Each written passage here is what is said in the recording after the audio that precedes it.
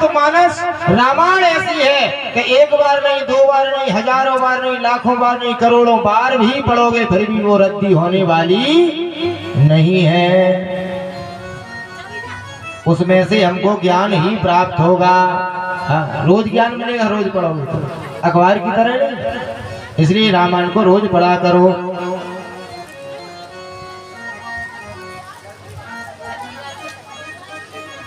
राम जी का खूब स्वागत हुआ, भगवान रोने लगे।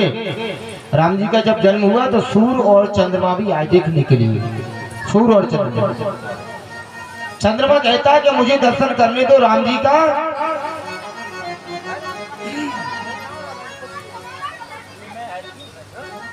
ए बच्चे इधर से चलो, बाहर चलो, उधर।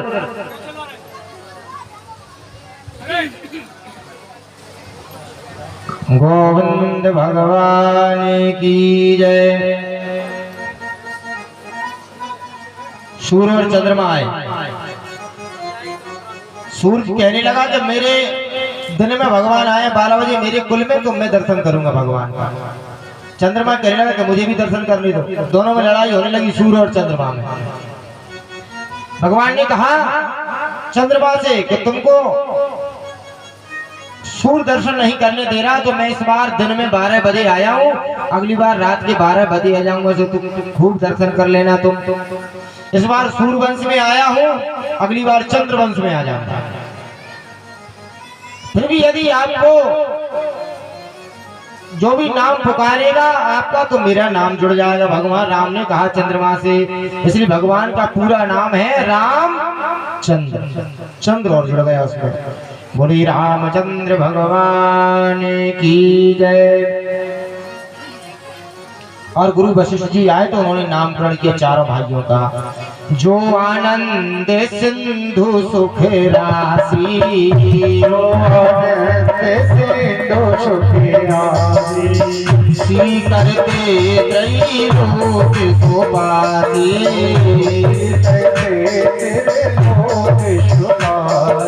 जो आनंद का सुख है और सुख की राशि है, उनका नाम राम है। वशिष्ठ जी ने कहा सो सुख धाम राम अस नामा, सो सुख धाम राम अस नामा, अखिल लोक दायक विश्रामा, अखिल लोक दायक विश्रामा।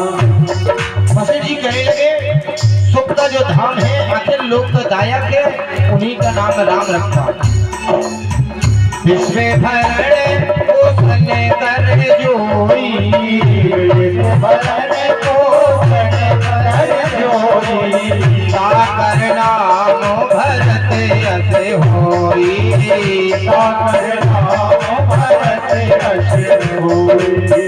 जो विश्व का भरण पोषण पालन करते हैं उनका नाम है भरत रखता हूँ, पालन पोषण करते हैं।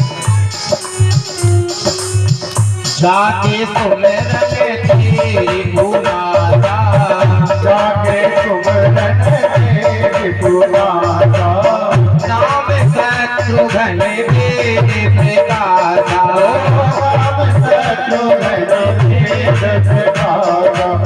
वशिष्ठ जी ने कहा कि जिसके नाम से शत्रु डर जाता है, दुश्मन भी भाग जाता है, उसका नाम शत्रुघ्न। लक्ष्मण धाम सुरा में प्रिय, सकल जगत आधार, गुरु वशिष्ठ तेरा दियो, लक्ष्मण नाम।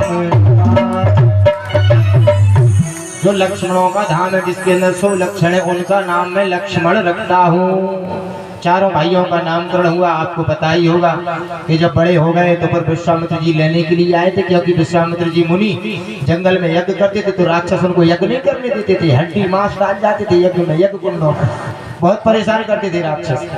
तो विश्वामित्र जी आए लेने के लिए। एक बार तो दशरथ जी ने कहा कि राम और लक्ष्मण मेरी 2 आंखें हैं, लेकिन फिर ज्यादा आग्रह किया तो विश्वामित्र जी लेकर गए और बीच रास्ते में जाकर भगवान ने ताड़का का उद्धार किया।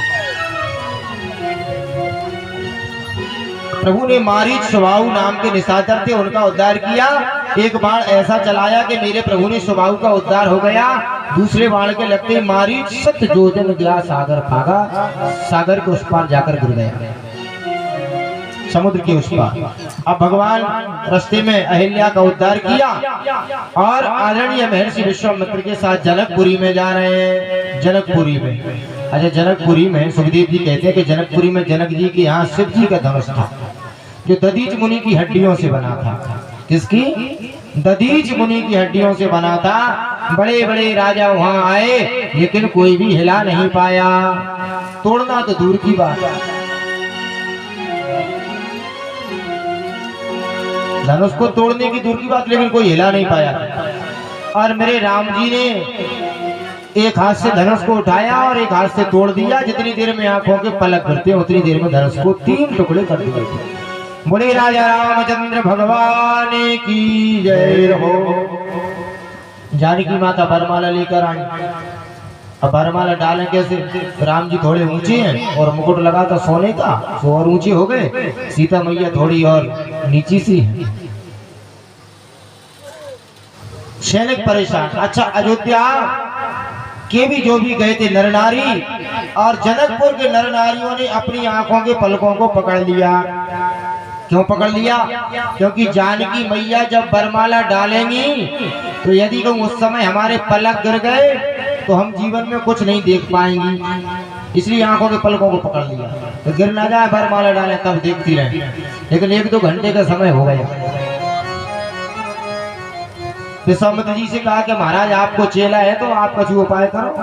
विश्वामित्र जी ने कहा कि धनुष तोड़वाना काम था, धनुष तोड़वा दिया, अब जो विवाह शादी में हम नहीं जाने क्या होता है। जनक जी से कहा, जनक जी बोले भैया मेरे दमान से मैं तो कुछ नहीं कह सकता, तुम जानो आपका काम जाने। सैनिक भाग रहे इधर उधर से, क्या करें, बहुत देर हो गई। लक्ष्मण जी के पास में गई सखियां कि तुम ही कुछ